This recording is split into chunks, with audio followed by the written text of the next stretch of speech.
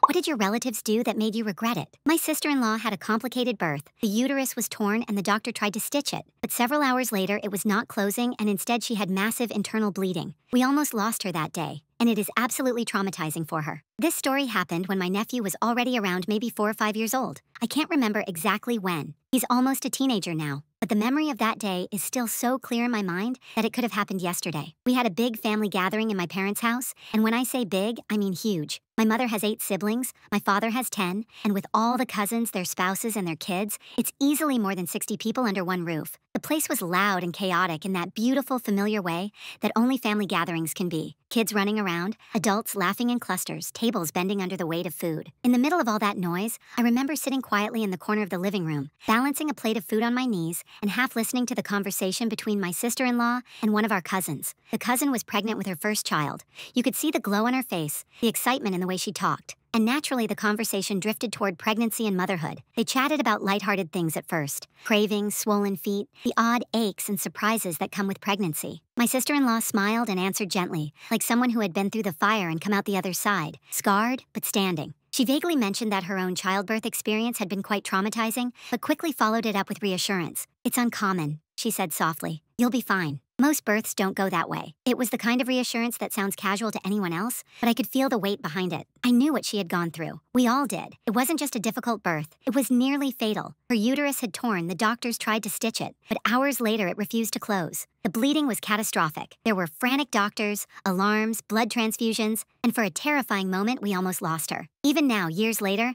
I think part of her is still in that hospital room. The conversation shifted again, this time toward future plans. The cousin, still glowing and bubbling with enthusiasm, smiled and asked, "Do you plan on a second child?" "I want to have maybe 3. I love kids so much." My sister-in-law's smile stayed polite, but her answer was simple. "One is enough." She said it with a kind of calm finality and tried to divert the conversation towards something else. Baby clothes, diaper brands, anything lighter. But the cousin didn't let it go. "Aren't you sure you don't want another one?" She pressed, still smiling. "It would be good to give him a brother or sister, and another grandchild for your parents and in-laws." She chuckled and then, inexplicably, turned her attention to me. "As for you, you're like, forever in school. Maybe it'll take a long time before you even get married." I blinked. I wasn't even part of this conversation. I was in my 20s, studying for my master's degree abroad. And yes, I was prioritizing my education over kids and marriage. And yet, somehow, I was now part of her little performance. Still, I didn't say anything. I just smiled faintly and kept munching on my food, trying not to roll my eyes. My sister-in-law, ever the peacemaker, tried again to steer the topic back toward the cousin's pregnancy, but the cousin just kept pushing.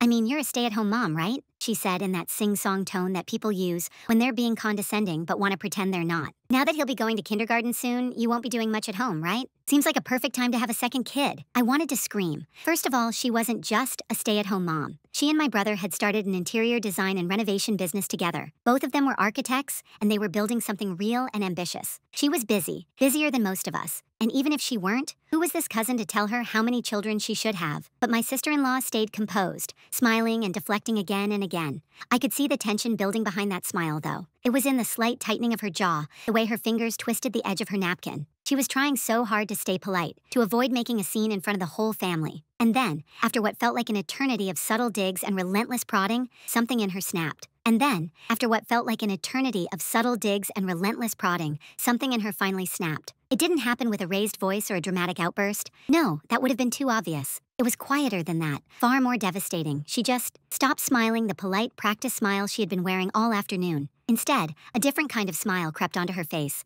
The kind that made even me, who knew her well, sit up a little straighter and put my fork down. "Okay," she said lightly, still in that same soft, cheerful tone.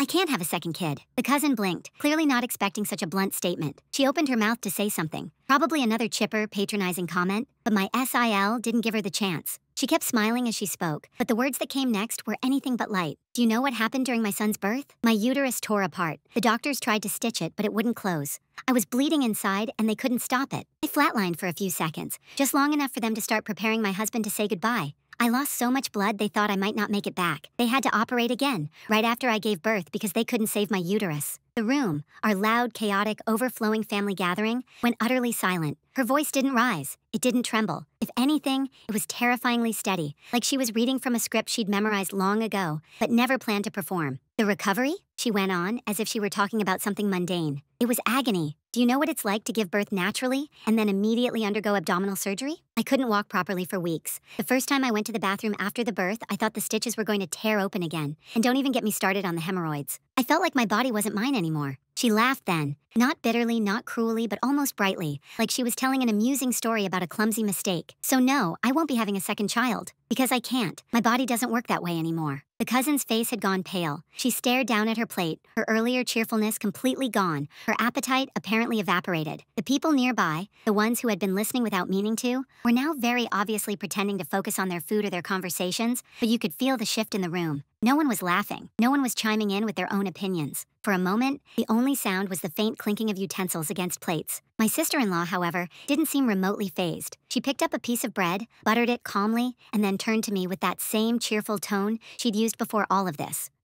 How's school going? She asked, as if the last 60 seconds hadn't just detonated like a bomb in the middle of the dinner table. I blinked, caught off guard by how quickly she'd pivoted, and stammered something about my thesis and my classes. She nodded, genuinely interested, and the conversation between us flowed naturally, like nothing unusual had happened. But out of the corner of my eye, I saw the cousin pushing her food around her plate, avoiding eye contact with anyone. She didn't say another word about children for the rest of the evening. The silence that followed my SIL's revelation wasn't just awkward, it was instructive. It reminded everyone present of something so simple and yet so often forgotten. You never truly know the battles someone else is fighting. You don't know what scars they carry, visible or not, and you certainly don't get to pressure them into choices you think they should make. Later that night, as the party wound down and people began drifting home, I caught a glimpse of my sister-in-law standing by the window, looking out at the dark yard. She seemed lighter somehow, not happy exactly, but freer, like she had finally released a weight she'd been carrying alone for too long. And I realized then that her story wasn't just a response to a rude question. It was a boundary, a line drawn in the sand, a message to everyone, including me, that there are things too personal,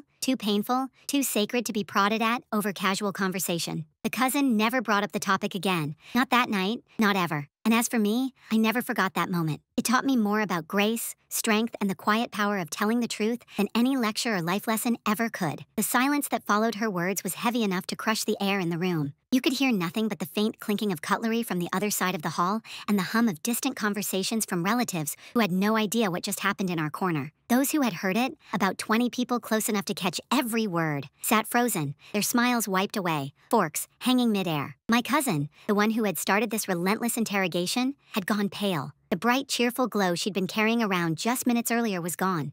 She stared at her plate, lips slightly parted, looking like she wished the floor would swallow her whole. I almost felt sorry for her, almost, because for the last half hour she had kept poking, pushing, laughing, and insisting on a conversation she had no right to steer. And now she had been slapped across the face with reality, not cruelly, not angrily, but with the calm, devastating honesty of a woman who had been through hell and had learned to smile through it. My sister-in-law kept that same gentle smile on her face, though I could tell from the slight tremor in her hands that saying those words hadn't been easy. She took a slow sip of water, as if nothing unusual had happened, and asked me about my studies. A small, ordinary question, perfectly timed to show that, as far as she was concerned, the topic was closed. I answered, still half in shock, while around us the conversation awkwardly tried to restart. But something had shifted. You could feel it. A subtle tension, a ripple that spread through the family like a stone dropped in a still pond. People whispered in corners. A couple of my aunts exchanged wide-eyed glances. One uncle cleared his throat too loudly and started talking about politics just to fill the silence. It didn't work. The image of her smiling while calmly describing how she nearly died giving birth was etched into everyone's minds. The cousin didn't say a word for the rest of the meal. She smiled weakly when spoken to, nodded at things she clearly didn't hear, and spent most of the time pushing food around her plate. I watched her, and for the first time, I noticed how young she still looked. Younger than my SIL, younger even than me in some ways. She was still in that naive bubble where childbirth was just a magical moment of joy and soft lighting, not the brutal, bloody gamble with your body and your life that it could truly be. And I wondered if maybe this moment and this public lesson would change her, humble her a little. As the afternoon wore on and people started migrating from the dining room to the living room and the backyard, the story began to spread. I overheard snippets of it retold, exaggerated and dramatized already, as they always are in our family. She said she flatlined. They had to operate right there. They removed the uterus. Gone, just like that. Everyone had a version, and everyone had an opinion. Most were sympathetic. A few whispered that my sister-in-law shouldn't have shared something so graphic at the table, but not one person defended the cousin's relentless prodding. On that, there was silent, unanimous agreement. She had gone too far. Later, I found myself alone in the kitchen helping with dishes, and my sister-in-law joined me. She seemed perfectly composed, humming a tune as she rinsed plates. I hesitated before speaking. "Are you okay?" I asked quietly. She looked at me and smiled, not the cheerful, performative smile she had worn at the table, but a softer, more tired one. "I'm fine," she said. I get tired of pretending sometimes. People think it's their right to ask, to comment, to decide what's best for you. They don't understand that some questions hurt more than they seem." I nodded. "I don't think she meant to be cruel." "I know," she said, "but intentions don't erase the impact, and maybe now she'll think twice before assuming someone's story is simple." That stuck with me. Intentions don't erase the impact. It echoed in my head as the evening went on. The cousin eventually approached my sister-in-law near the end of the gathering. Her face was red, her smile nervous. I was too far to hear their words, but I could read the body language. A shy apology, a forgiving nod, a polite hug. It wasn't a heartfelt reconciliation, but it was something. Yet the dynamic between them was different now. The cousin spoke softer, listened more. The lesson had landed. As night fell and people started leaving, I looked at my sister-in-law again. She was laughing with my brother, helping pack leftovers, answering questions about her new business. On the surface, everything seemed normal again, but there was a weight in her eyes, a small shadow that never quite left. That day had reminded everyone, even those who already knew, of what she had endured to bring her son into the world. And it reminded me that sometimes, even the brightest smiles hide scars too deep for most people to comprehend. In the days and weeks after that gathering, the memory of that afternoon refused to fade. It became one of those family moments that no one talks about directly, but everyone remembers, whispered about in kitchens, dissected over phone calls, and retold in half-truths at other gatherings. And just like that, a single conversation about having a second child had rippled far beyond one table, shifting dynamics in ways none of us expected. My cousin, the one who had pressed too far, became noticeably quieter in group settings. The bubbly, talkative energy she had brought into every conversation was replaced with something far more cautious. When topics of pregnancy or children surfaced, she either changed the subject or fell completely silent. Once or twice, I caught her glancing at my SIL with a look that wasn't quite guilt, but wasn't comfort either. A strange mix of shame and lingering defensiveness. Some relatives, predictably, couldn't leave the story alone. One of my aunts cornered me a few days later and said, "I heard about what your brother's wife shared." My goodness, I didn't know it was that serious. Her tone was part curiosity, part gossip, as if the near death of another woman was juicy family news. Another aunt whispered that my SIL shouldn't have been so graphic, and that it wasn't the right place to talk about stitches and blood at the dinner table. I bit my tongue, instead of pointing out that none of it would have happened if people knew how to respect a simple boundary. For her part, my sister-in-law acted as if nothing had changed. She went about her life, building her interior design business, attending family birthdays, laughing at jokes during dinners. But I could sense that she was more careful now. There was a subtle difference in how she interacted with the family, a faint hesitation before she spoke, as if weighing how much of herself she was willing to reveal. She wasn't cold or distant, far from it, but the experience had reminded her, painfully, that not everyone deserved every piece of her story. Then something unexpected happened. A couple of weeks after that gathering, my cousin reached out to her directly. I found out because my sister-in-law told me later, almost in disbelief. The cousin had sent a long message apologizing for being pushy and insensitive. She admitted that she hadn't understood how traumatic childbirth could be, and confessed that she had always assumed it was something women just got through and moved on from. "I didn't know," she wrote. "I really didn't, and I'm sorry if I hurt you." My sister-in-law read the message 3 times before replying. Her response was kind but firm. "Thank you for saying that. I know you didn't mean harm, but I hope you understand now why some questions should never be pushed." It wasn't the start of a close friendship between them. They would never be particularly close, but it was a moment of growth. And in its own way, it shifted something deeper than just their relationship. It changed the tone of family conversations. Where before pregnancy and motherhood had been casual topics tossed around without thought,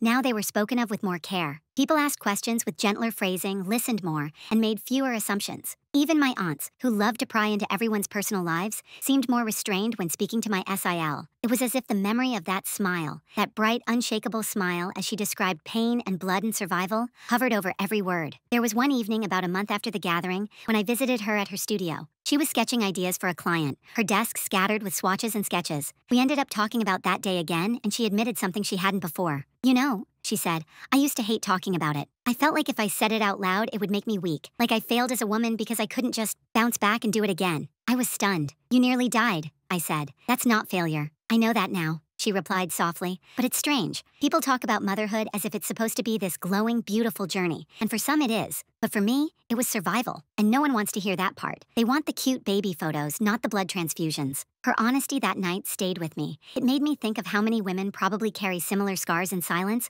afraid to break the illusion of what motherhood is supposed to look like. And it made me even prouder of how she had handled that moment, not with anger or bitterness, but with the kind of courage that forces people to confront their ignorance. Still, not everyone learned the lesson as deeply as they should have. At a smaller family gathering a few weeks later, one of my uncles, who had clearly only heard a distorted version of the story, made a tone-deaf remark about how women these days are too dramatic about childbirth. I held my breath, waiting to see if my sister-in-law would react. She didn't. She just looked at him calmly and said, "Some of us don't get to be dramatic. Some of us are too busy trying not to die." The room went silent again, just like it had that day. And just like that day, no one dared to push the subject further. It was in those small, quiet moments that the real shift was happening. Not the dramatic confrontation, not the public shutdown, but the subtle rewiring of how people thought and spoke. And though she never said it out loud, I think my SIL knew she had reclaimed something that day. Her story, her voice, and the right to set her own boundaries. Time passed, and the storm that had erupted during that family gathering began to settle into something quieter but more permanent. It wasn't the kind of drama that explodes and then disappears. It was the sort that lingers beneath the surface, reshaping the way people speak, act, and think long after the initial incident has passed. You could feel it most clearly at the next big family event, my grandfather's birthday celebration. It had been about 3 months since that afternoon,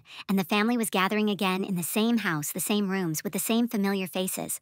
But this time, the energy was different. Conversations were a little more careful, laughter a little softer. It was as if everyone remembered what had happened, and no one quite knew whether to bring it up or pretend it had never occurred. The cousin, the one who had pushed too far, arrived early, clutching a gift bag and wearing a slightly too bright smile. She greeted my SIL warmly, almost nervously, and complimented her on a recent project she had seen on social media. My sister-in-law thanked her graciously, but there was an unspoken understanding between them. A new boundary had been drawn, and neither was willing to cross it. The cousin didn't mention children once that day. In fact, she seemed to go out of her way to talk about anything but motherhood. It was an overcorrection, maybe, but it showed that the lesson had stuck. As the evening went on, snippets of the past still slipped into conversation. An aunt mentioned that another relative was expecting a baby, and then quickly looked at my SIL, almost apologetically, as if mentioning pregnancy at all might be too sensitive. My sister-in-law just smiled and asked how far along the relative was. It was a small moment, but I could see the quiet strength in it. A woman refusing to be defined by her trauma, yet also refusing to hide it. Later that night, as people gathered in the living room with tea and dessert, my brother stood up to make a small toast for our grandfather. He thanked everyone for being there, spoke about family and resilience, and then, unexpectedly, turned to his wife. "I don't say this enough," he said, "but I'm grateful for everything she's done for this family, for what she's endured, and for the strength she shows every single day." The room fell silent again, not awkward this time, but reverent. My sister-in-law's eyes shimmered, and for a moment, even the relatives who had whispered behind her back seemed to understand the weight of his words. The cousin looked down at her lap, her cheeks flushed pink. No one needed to mention what he was referring to. Everyone knew. After the toast, I stepped out onto the balcony to get some air. A few minutes later, my cousin joined me. She leaned against the railing, staring out into the dark yard, and sighed. "I think I really hurt her that day," she admitted quietly. "I didn't let her off the hook." "You did, but you didn't mean to, and I think she knows that." She nodded slowly. I was so excited about being pregnant. I wasn't thinking. I thought I was just making conversation, but I wasn't listening. It was the first time I'd heard her say it out loud, the first real acknowledgement of how far she'd crossed the line. It wasn't a dramatic apology or a tearful confession, but it was sincere, and I could see that the experience had changed her too. She spoke differently now, with more thought, more care. That naive, pushy confidence she'd carried before was gone, replaced by something humbler, more aware. Meanwhile, my sister-in-law continued to rebuild herself in small but powerful ways. Her business was growing, her confidence was returning, and she was carving out a version of life that didn't revolve around motherhood, one that was hers and hers alone. Yet even as she moved forward, the question still hovered in the air, unspoken but ever present. Would she ever consider adoption? Would she ever want to be a mother again in some other way? I never asked, and neither did anyone else. It wasn't our place. And maybe that was the most important lesson of all, that not asking was sometimes the kindest, most respectful thing you could do. There was a moment near the end of that evening that I still think about. My nephew, now older, chatty, and endlessly curious, climbed into his mother's lap and asked if he had been a difficult baby. She laughed, ruffled his hair, and said, "You were the best thing that ever happened to me. The most difficult, the most painful, but also the most worth it." He giggled and hugged her, blissfully unaware of the full truth behind those words. Watching them together, I realized something. She wasn't defined by what had been taken from her. She was defined by what she had chosen to keep, her joy, her strength, her love. And no cousin's careless question, no whispered judgment could ever take that from her. As people started to leave that night, I caught a final glimpse of my sister-in-law standing by the door, saying goodbye to each guest. The cousin hugged her a little longer than necessary and whispered something I couldn't hear. My sister-in-law nodded, smiling softly. It felt like a quiet truce, fragile but real. A bridge being rebuilt, not quite finished, but no longer broken. The story wasn't over, not yet, but it had shifted. And as we walked out into the cool night air,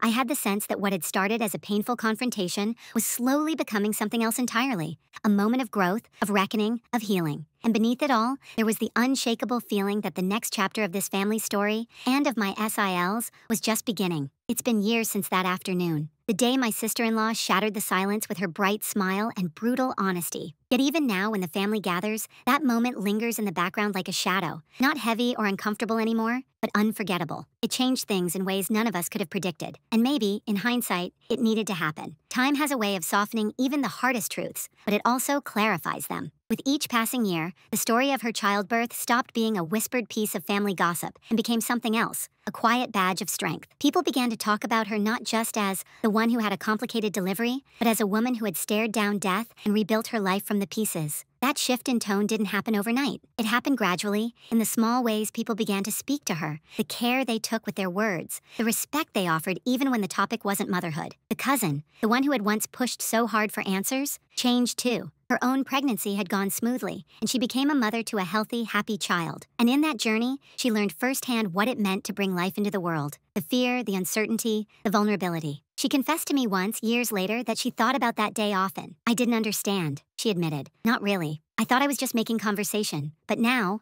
I know why she looked the way she did when I kept asking. There was remorse in her voice, but also growth. She and my SIL would never be best friends, but there was a mutual respect between them now, one forged in discomfort and humility. My sister-in-law herself transformed too. She poured herself into her interior design business, building it from a small idea into something thriving and respected. She was busier than ever, and happier too. But more than that, she had found peace with her past. She didn't flinch when people asked if she had children. She didn't avoid the topic of motherhood anymore. Instead, she told her story openly when she wanted to, not out of obligation, but out of choice. And when she didn't want to talk about it, she didn't. That boundary was hers, and everyone around her had learned to honor it. Her son, my nephew, grew up loved beyond measure. He was always aware, in a vague way, that his mother had been sick when he was born, but it wasn't until he was older that he began to understand the depth of what she had endured. One evening, when he was around 12, he asked her why she never had another child. She told him the truth, gently, but without hiding. He hugged her tightly and said, "Then I guess I'm extra special, huh?" She laughed through tears and told him he was right. That moment was one of the few times I saw her cry about it. Not out of sadness, but out of gratitude for the life she still had,